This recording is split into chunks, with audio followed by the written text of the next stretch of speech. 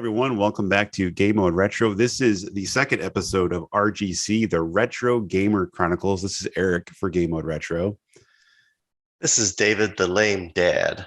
Yeah. So David, the lame dad, and Eric with GMR, we're back for our second episode, and we're talking about Terminator, the Sarah Connor Chronicles. We're going to talk about the first episode, which is the pilot, and the second episode, which is called Gnothi Seauton, which I'm going to butcher that. It's apparently a Greek phrase that means know thyself, an ancient Greek title. The English version is used in the beginning narration of the actual episode. So we're going to talk about the two episodes. We'll kind of walk you guys through exactly what happens. So if you're following along, you can kind of see what our thoughts are on the episodes, but we're pretty excited. What do you think, David? Think this will be a good episode? Oh man. Like good for us to talk about. Maybe not so much the show. Yeah. The pilot. This is gonna be a good episode. It is. Getting through the pilot. I've been kind of excited about this episode on our show. Right. To go over the pilot specifically. Yeah, it's gonna be a good time. Yeah, you mentioned it, I think, in our first episode. We talked about this series that we're doing. You mentioned about it's not James Cameron. It's not like big budget movie. It's TV. So you can definitely tell some of the stuff is pretty cheesy. Yeah, you have to go into this, and being a Terminator fan, I understand everything gets compared to T1 and T2, and it's totally not fair. Right. But yeah, you've got to take your expectations and definitely lower them. Yeah, exactly. Or just bring it down. I'm telling you, like that's where I'm at. Just like if you can get past that and kind of see the story and kind of where it goes, that's what's so cool about this series. So I will say, if anybody's out there is wanting to watch this and jump on with us, or just watch the show, just get through the pilot. Mm-hmm. Just make it through the pilot, and it gets better. It does. It 100% does. And I will tell you, the second season really picks up. So. All right, let's go start it out with the review of the pilot. So what I'm going to do, David and I will kind of walk through. We have some notes in front of us. We'll walk through like the plot, and then we'll kind of stop just to kind of talk about it. So before I go into like what it consists of, anything you want to say at the start, at the get of the pilot? No. I mean, it's a fun episode. It's something. All right, so this episode begins in '99 with Sarah Connor and her son John captured by police outside a public library. So the Terminator attacks the police convoy and kills all the cops. The first thing I want to say about the Terminator that kills all the cops, couldn't they have found, I mean, I think they were trying to go for someone that kind of looked like Arnold, not like looked like him, but it had his mannerisms. And I feel like the guy that played was terrible. I'm with you. I think that they kind of had, a template or a type in mind and thought, oh, this guy looks meh, he might do the job. But yeah, I don't think you could pick a more, regular, basic kind of dude just to kind of come in. True. That actor's name was Aaron James Cash. And I'm thinking about thinking back to the episode, and he just I guess he kind of moved like a robot. Then we'll talk about Summer Glau too. I feel like she's great for the role because she's kind of robotic. Oh man! So we'll talk about that too. One thing I wanted to mention, and you had just kind of offered it up. The pilot came out in January of 2008 after a Sunday night football game between the Cowboys and the Giants. And so, the Terminator is such a big draw that, to me, the pilot is awful, and we're going to go through it, here as we are, but it's the Terminator. So here you have men, right, watching the football game, and what better way to keep the night going than just to watch the Terminator, and having people like Lena Headey in it, right, and Summer Glau, can't hurt. Right. And no, 100%. And I actually, looking back on some of the stuff that I was reading, it looks like overall, like the series kind of started with pretty high numbers, then just kind of dropped off. And that's kind of what led to the ultimate demise. So spoiler alert, let's talk about that at the beginning too. There will be a lot of spoilers throughout the series. So if you're watching these, then just know we're going to be talking about the specifics of the episodes. But yeah, so basically what happens next is the Terminator. Oh yeah, that's right. She's dreaming, right? Isn't that where she is? Yeah. So she was in a dream. Of course. Right. So I didn't see it for a long time. So when we started watching it again, I think it was probably like, I don't know. I must have watched it like a few years after it finished. So maybe I haven't seen it in like 9 or 10 years. So I completely forgot about that. But then she wakes up and she's in bed with her fiance, Charlie Dixon, who's Mayhem, Dean Winters, right? That's right, Dean Winters. One thing that really caught my attention about that, what would you say it is, 30-second clip at the very beginning there? Yep. That 30-second clip, within the first 5 seconds of it, there's Lena Headey, and she's in the back of the police car, right? And she's in some like schoolgirl get up outfit, short skirt. And like they zoom in and they're making it known from the get-go. Yeah. And it's like that's not bad directing or bad producing. That's kind of cheesy writing. It's like I feel like back in that time, a lot of those Fox shows were like trying to pick up on. They were trying to like go that route with like getting people to watch because there's like some, maybe possibility of something. You know what I mean? Like, so I think a lot of it was that. So I think 300 came out in like 2006, and Lena Headey was whoever in that movie, and she's a pretty woman, or was in that movie.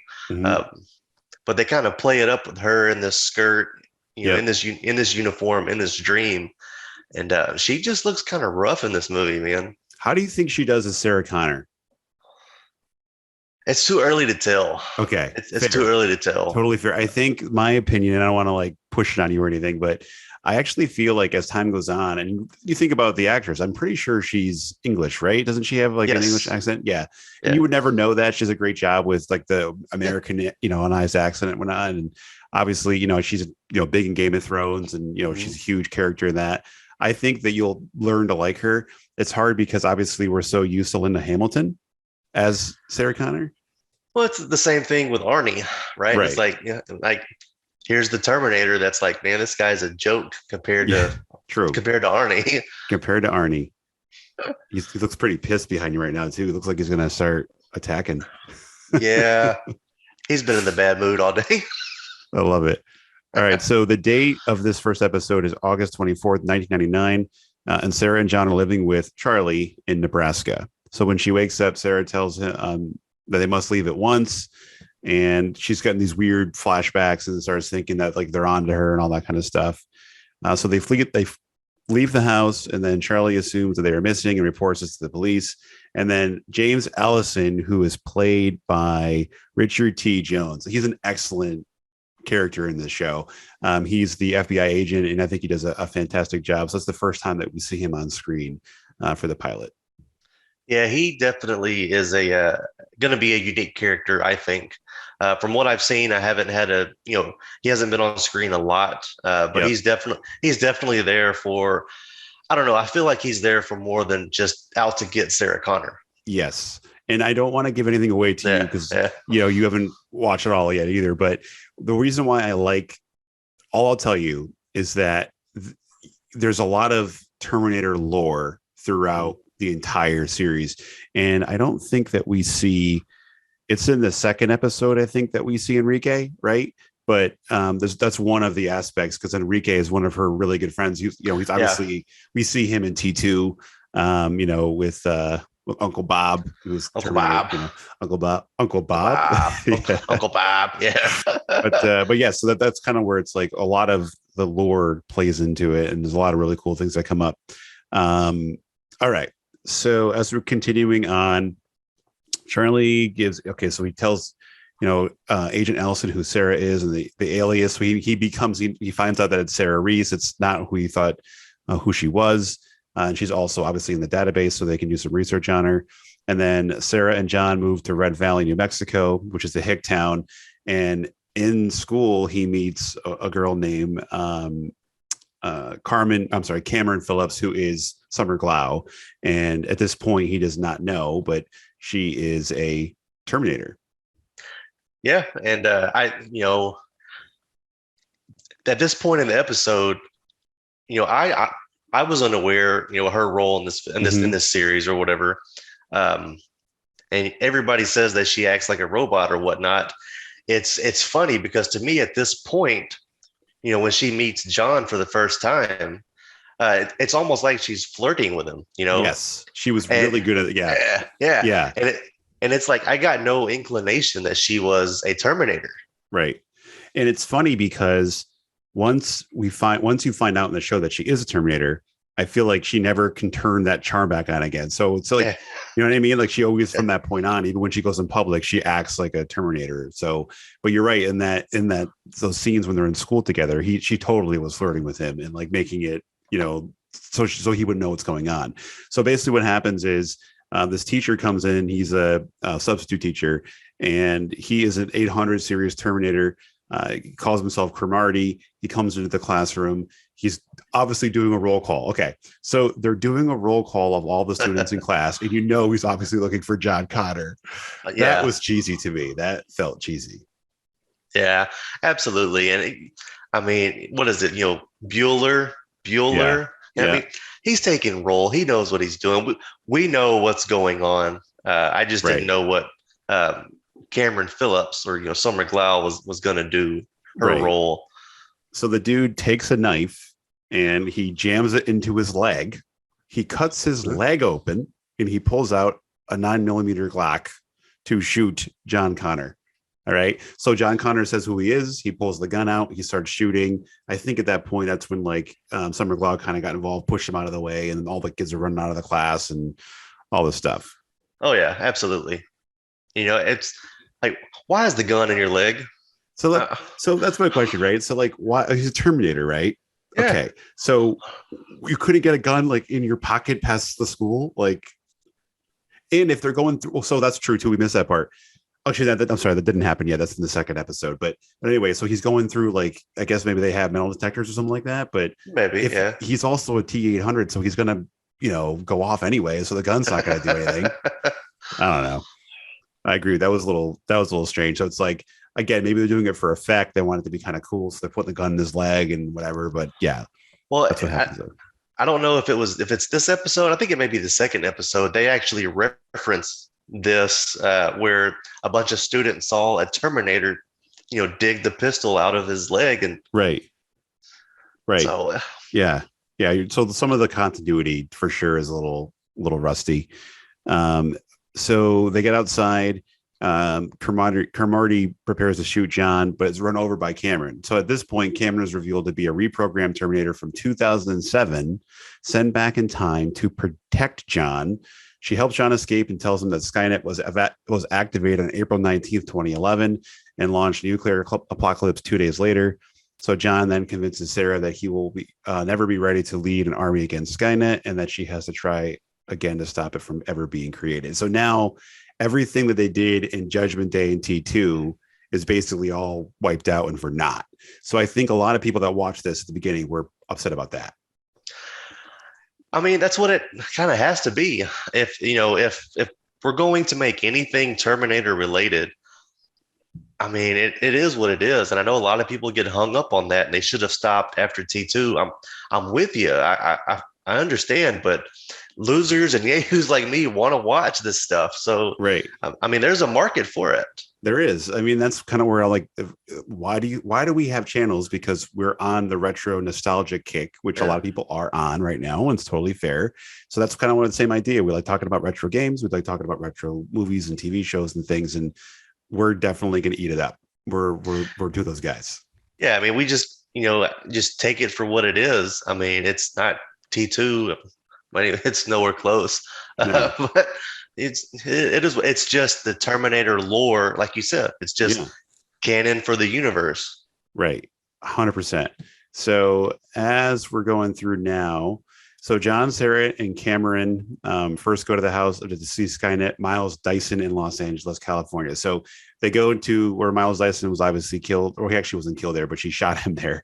Yeah. He ended up dying in the plant when it exploded. But they go to the house, and then before we get to that point, I didn't think that Lena Headey was as skeptical of Cameron as I feel like her character would have been. I feel like it took a couple of seconds. She wanted to kill her at first, and but I feel like do you agree with me on that? I kind of felt like it wasn't. I don't know.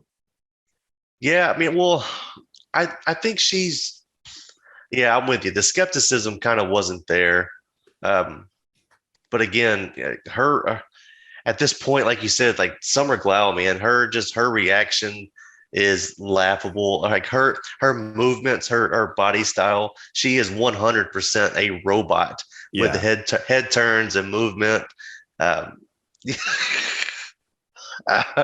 so with that being known, like Right. there was no reason for Lena Headey to be skeptical. She's like, yep, Yeah. she's a robot.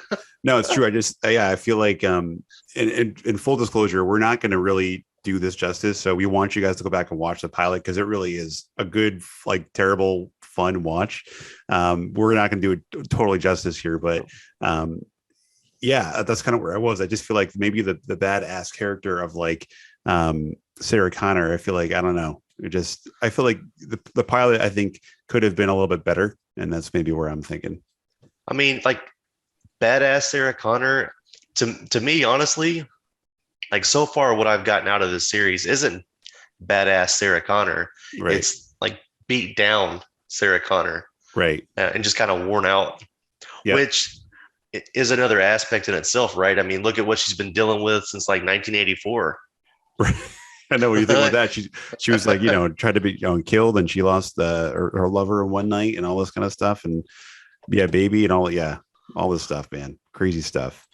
All right, so they're going to the house of Miles Dyson, where his widow there, Teresa, and they're talking about basically like who may have like kept his work alive, because what happened, like, so obviously they know now that Judgment Day never happened in 2011.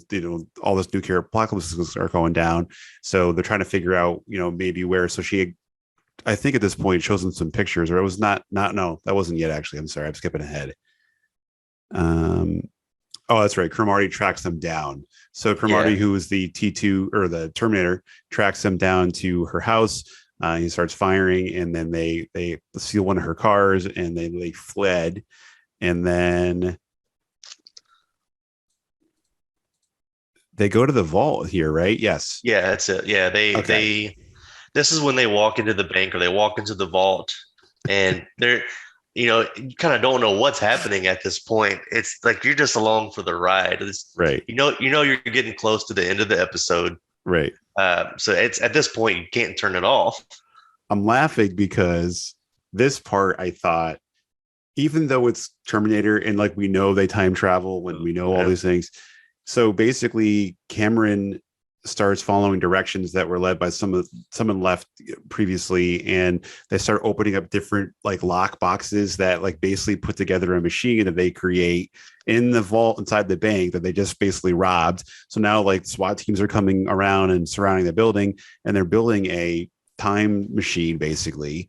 And right outside of the vault door is Cromartie, and I believe he breaks in like right when they go back, and they're basically sent back to 2007, right? Yeah. Sent ahead, right? So they're going from 99 to September of 2007.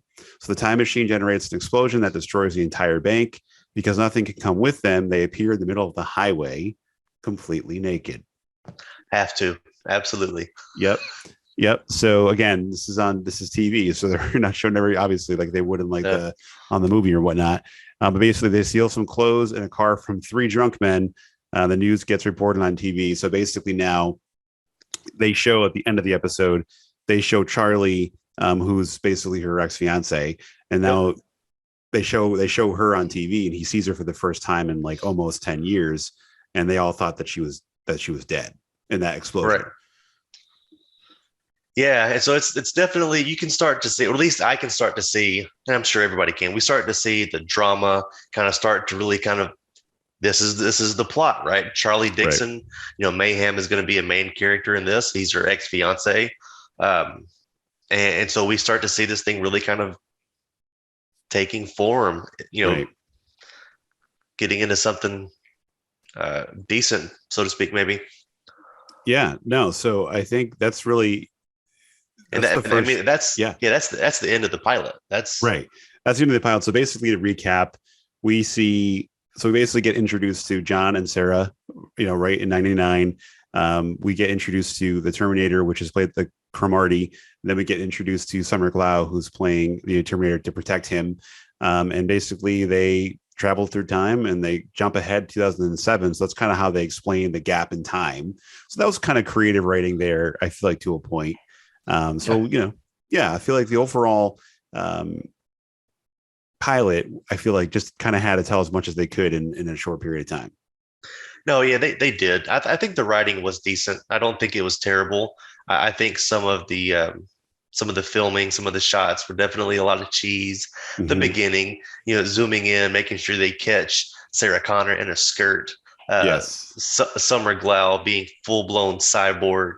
Definitely some cheese, but the writing was decent. How do you think of Thomas Dekker as John Connor? He's okay. I mean, it's hard because we'll I think he's okay, but it's like back in the day, if I go back and watch Terminator 2 now, Anthony Furlong wasn't that great. He was his first ever acting job. He did a good job as John Connor. Don't get me wrong, but he was not the greatest of acting. No, it wasn't. And he's supposed Edward to play Furlong. Edward, yeah, not Anthony. He's supposed to play a scared kid that's being hunted, right? True. And Have you seen this boy? He hasn't exactly had the best career. No, and I think he had some issues, right? It was something at some point. Yeah, he's had some issues. But I'm just kind of looking through some of the different actors on this first episode, and I think we just kind of talked about the ones I think we wanted to talk about. So that's really like the pilot. It kind of laid the groundwork for what we're going to experience in the first season. And don't forget, the first season is only 9 episodes. Second season is 22, so it was a big jump in total episodes. So why don't we head over to the second episode, which is the Gnothi Seauton, and anybody can please comment below and make fun of my terrible pronunciation. That's totally fine. I don't have as long of a written recap for this one, but we'll kind of go through and we'll discuss some of the plot where we are. So this basically starts out about 3 days after 2007 when they first landed on the highway naked. Cameron takes Sarah to get new identities from resistant fighters who were also sent back. So they basically go to this abandoned apartment building to interact with these folks, and they find 3 of them all dead. Yeah, at this point, Sarah and Cameron, Sarah Glau, they leave John Connor at the house where they're at, and they go off to get these identities. And so you walk into an apartment full of dead resistance fighters. Right. And then when they're there, Sarah's told by Cameron that, oh, okay, there we go. That's right. So basically, John grows frustrated at being contained in the house, and Sarah is told by Cameron that she died from cancer in 2005. So that's where she finds out that she deceased, and she wanted to know how she died, and Cameron tells her that she had cancer. Right, yeah. Just continuing to grow the drama that is a TV series. Right. And then, so basically at this point, knowing they still need identities, this is where she looks up Enrique. And again, Enrique is from T2, and he's the one that supplies all the guns and everything from a big part of that movie. And the actor that plays Enrique in this episode is Tony Amendola, and he's a great actor. He's actually in Stargate SG-1, one of my favorite shows of all time. So he's an excellent actor. I mean, for me, he will always be Omar from Scarface. Yep. Always. Yeah. But yeah, when we run into Enrique and Uncle Bob, I'm like, there's Omar. Right. Yeah, he's great. He's in Dexter. He's in a lot of really good stuff. It's really cool, and we talked about it earlier. How like they brought him in, they just expanded the universe. Yep. He's a guy from T2 that we're seeing now, so it's really cool to see that expand. Yep. And then episode number 3, which we're going to talk about next week, there's an even bigger edition, which I think you've already watched 3. Haven't you? Watched 3? No, not yet. Okay, cool. All right, perfect. Yeah, you're gonna like 3 then. All right, so we get introduced in Enrique, and then basically he says he's out of the game, tells Sarah that he's no longer making any fake IDs, but he gives her, I believe it's his nephew's name, to go look for, and he can, what is his name? I'm trying to find it here. I don't know. Carlos, that's right. Oh, is it Carlos? Okay, yeah, right. His nephew Carlos. I forget what his street name was. It was something funny like in the show. It was like he had like a weird street name. Trying to see it in here. Yeah, he did. And his that whole segment, that whole scene was really funny, the way they pull up. And Yes. it's been 8 years now that Sarah's kind of been gone from the world, so to speak. Right.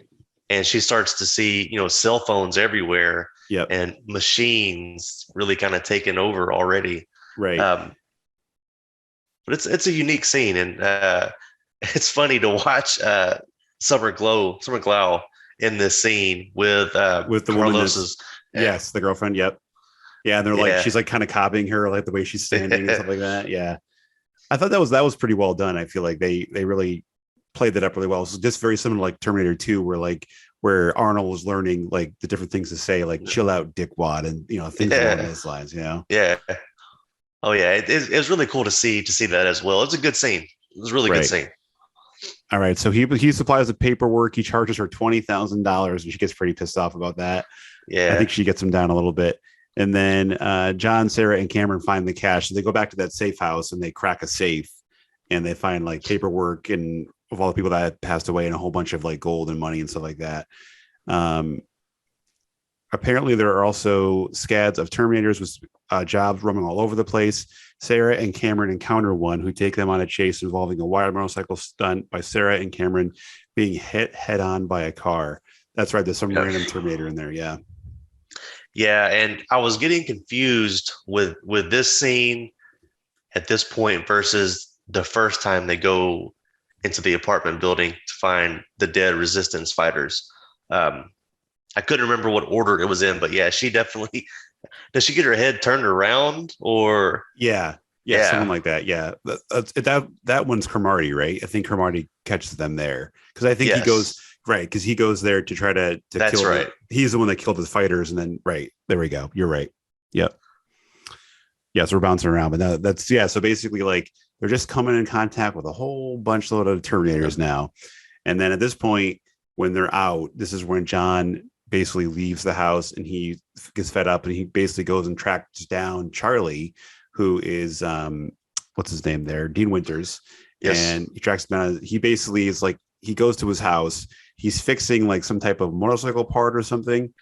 yeah, he's working on a motorcycle engine or carburetor Yeah, or something like that. Yeah, Yep. Yep. And he gets it fixed, I think. And then right when Charlie walks in the door and he sees John, and John, I guess, freaks out and like yeah, dislocates his shoulder or something. yeah, yeah, and takes off. That's one thing I wanted to say. You go all the way there, you work all this to try to track him down, and you don't even Yeah, say hello or talk to him. Like you just like, I think he says, I gotta get out of here. And he's like, Johnny yeah, boy or something. And he twists his arm and leaves. Like you're not gonna like talk to the guy. yeah. You made all this effort. Like clearly, you wanted to speak to this guy. You wanted to see this guy, and man, he's a Yeah. teenager. He's a teenager. Damn kids. But the scene with him in the internet cafe was a pretty cool scene. He's sitting there, TV's behind him. His internet Right. search is everywhere, and the girl walks up and she's like, "Man, clear your history." you Right. know? That was funny. That was funny because that's the thing. It's like, they never really experienced any of the internet and things like that because they were, they skipped all these years. Yeah. So yeah. So that's basically not a whole lot really happens in the second episode. So I guess it's more like again laying the groundwork. They're trying to figure out their identities. Obviously they meet Enrique. We're going to find out some more things about Enrique in episode number 3. I think you're going to like that. Um, but as we're kind of going through the notes here, anything that you also want to add around, just overall episode 2 or just in general around where we are so far? So I found episode 2 was a lot better than the pilot. Mm-hmm. I feel like the pilot had, I mean, it was up against a lot to put together a Terminator TV series. Right. But I definitely feel that episode 2 was a lot better. It's still cheese. There's still cheesy acting in it, but that's okay. Just lower your expectations, Yep. and enjoy it for what it is. Yeah. And that's kind of where we would start talking about this is that like we're doing this because we remember we like Terminator, but at the same time, it's like we know this is going to be some good and some bad, some ugly stuff. So I do think when you're shooting a pilot, they're all like they're not sure if the show's going to get picked up at that point. So right. I think that's what they probably did. That's why I feel like they kind of feel, you're right, they feel different. I feel like you would think number one would be shot better. I feel like number two actually looks like it's better quality, just acting and just in general, because they probably at that point were bought into it, you know? Yeah, definitely at that point, I think there could have been some more money involved. Fox was probably a little more involved. And yeah, You're right. it feels completely different. Yeah, That's totally does. That's kind of like when you watch like the first episode of Seinfeld, the pilot. Right. Jerry's apartment's completely different than episode two. And Kramer is Kessler. His name is Kessler, and he has a dog. And they never reference that ever again in the series. It's so funny because we're huge Seinfeld fans. I don't think I realized that you were too until last week. So that was pretty cool. Yes, yeah. My wife and I are actually rewatching it again for like the fourth or fifth time. Nice on Netflix now too. Yeah. Yes, that's what we're doing it on. Yeah. So nice. That's kind of what a pilot is, right? It's just to help see if a show's going to make it. And it, like, I think the pilot is so bad that, I mean, having it shown after a football game, after guys have been drinking beer, watching football all day, and it's like, the Terminator, let's just leave it on. Right. It only helped the ratings. Right. But like, just like you said, though, they're expecting to see like James Cameron, some really awesome, like, 3D and different CGI. And it just looks like I drew that with a crayon. But yeah, so I think that you're really going to like episode number 3. 3, cool. I think, is where it starts getting better. There's a lot more lore gets added into it. And there's a character that you probably have seen on some of the covers that hasn't appeared yet in any of the episodes. So without getting that actor away, you'll see who that is. And I think that will surprise you at the same time and add to the storyline and everything else. That should be good. Yeah, so the end of episode 2 wraps up with the John Connor stuff and also Sarah Connor dealing with some personal stuff. Yep. I don't want to give too much away. But yeah, I think episode 2 does a lot to. Without giving too much away, what was the personal stuff? I don't think I remember that part. I'm trying to think. I think she's in the doctor's office. Right.